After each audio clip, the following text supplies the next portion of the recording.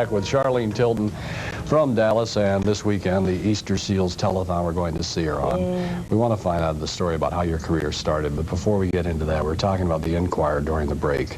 And because you are so popular, and your picture's on there, and you see yourself on those silly commercials that have your heads bobbing or whatever they do with you. For inquiring minds that want to know. You really hate that paper, don't you?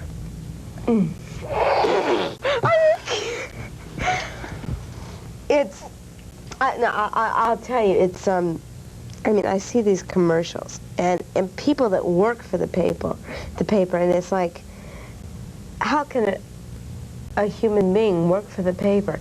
How can a human being do a commercial for that paper? I mean, they must be really disgusting or really hard up for money.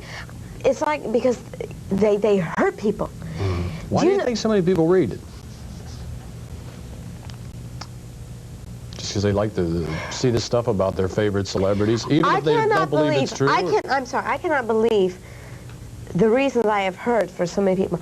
The reasons I keep hearing, okay, if you want to go into a lawsuit, if you want to go into anything, I keep hearing that people read that junk because they want to, okay, I'm 20, okay, just one example. I cannot speak for anybody else except for myself.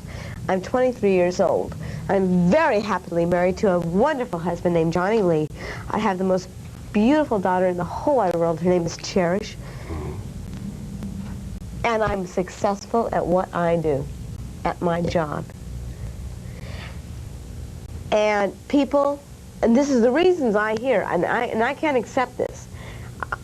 The people who even work for the paper themselves tell me, well, the public likes to hear successful people not happy and not enjoying life and not doing this and not doing that. But I'm sorry, in my case, it's not true. And in 100 other cases that I know, it's not true.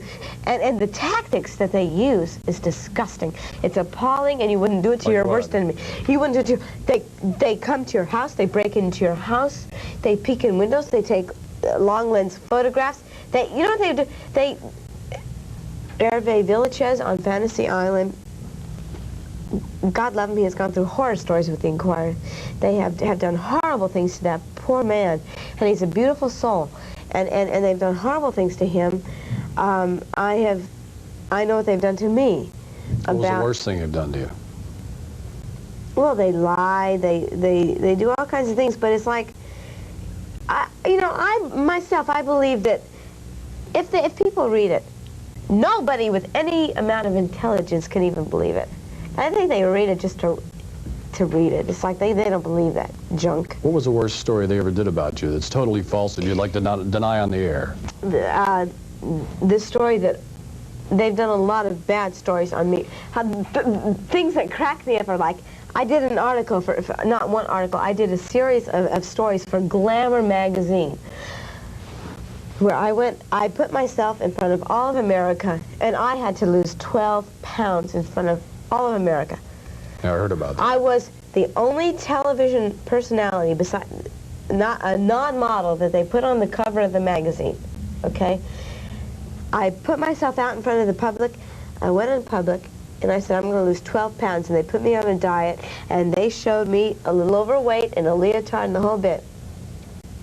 And every month I lost weight, and they showed me. This is in Glamour. In Glamour magazine, and I lost weight. The Enquirer, yay, let them get their story straight.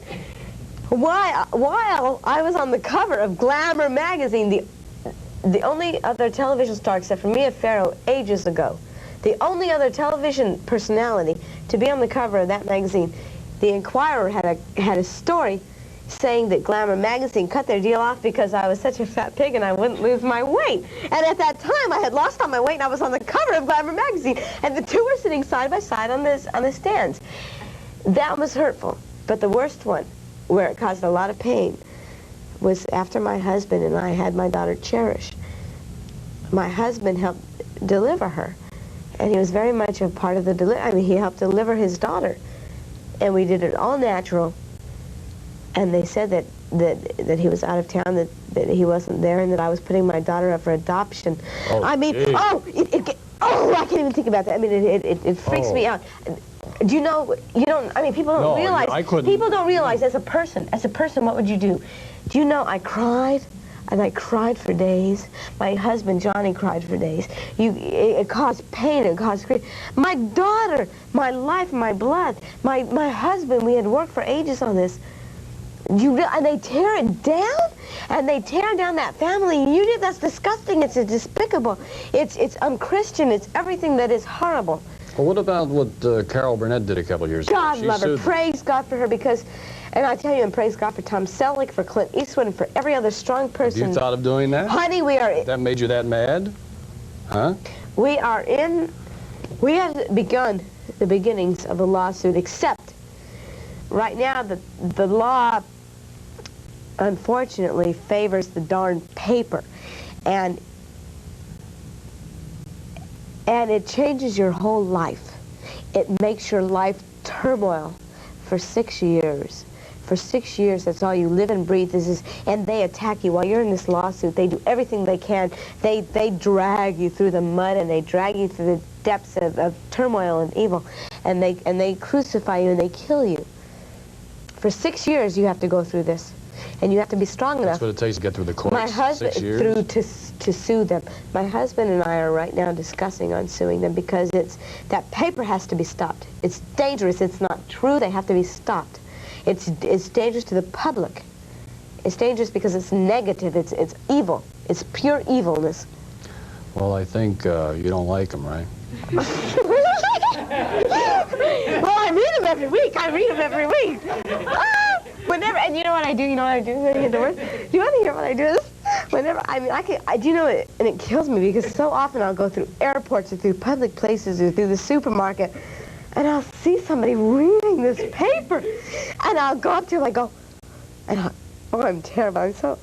I'm off that. I'll go and I'll say, oh, tell me the untold story about Liberace. Or something like that. I mean, it's just, and you know what they did? You know what my favorite one was?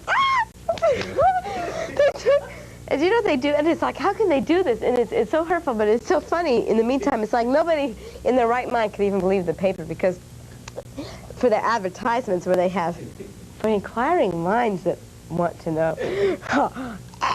it's like they have one advertisement of me and my husband, who are so perfectly happily married and with a beautiful daughter and such a strong family, and they have one advertisement where he dumps me, and they took a picture of my head and they had it in a dump truck, and they do this for a commercial, and they show him driving a dump truck and dumping my head. That's played, but I'm sorry, it's funny. And I had to laugh. When I saw it, I laughed. I said, this is ridiculous, except it's plagiarism. Okay, it's plagiarism. And when my daughter is old enough to know what happens, it's disgusting. But I imagine that evil. stuff will just, you know... It'll wear off. Nobody believes them. Nobody with any intelligence believes them. Anyway, so forget them, and let's talk about Easter seals. Yay! Well, let's talk about the diet you're on. Okay, that you are not what they said you are. You actually lost the weight in Glamour magazine. Oh, the Inquirer. One more time, No. They told you the true story, that I did not lose the weight, and that I was not going to be in Glamour magazine at the same time I was on the cover of Glamour magazine. And you did lose the 12 pounds. Yes, I did, and I lost more, yes. How much more? I lost about 15. Do you think people in America worry too much about being thin? Yeah. So it becomes a hang-up? I know I do. Really? Yeah. I mean, do you still want to keep losing weight?